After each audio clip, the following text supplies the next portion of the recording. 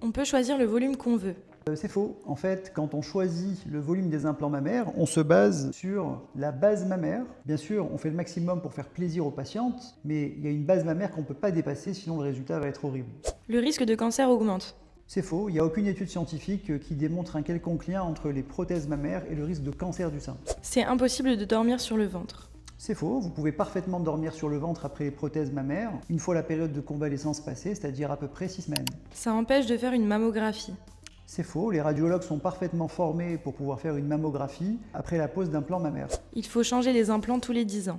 Il est conseillé de changer les prothèses tous les 10 ans parce qu'on sait qu'au bout de 10 ans, le risque de rupture de la prothèse augmente, mais ce n'est pas une obligation. Les implants ne font pas naturel. C'est faux, on peut parfaitement avoir un résultat tout à fait naturel après des prothèses mammaires. On perd de la sensibilité.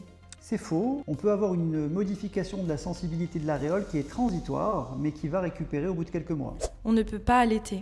C'est faux, une patiente qui peut allaiter sans implant pourra allaiter avec des implants. Par contre, si vous ne pouviez pas allaiter pour d'autres raisons, le fait d'avoir des implants ne va rien changer.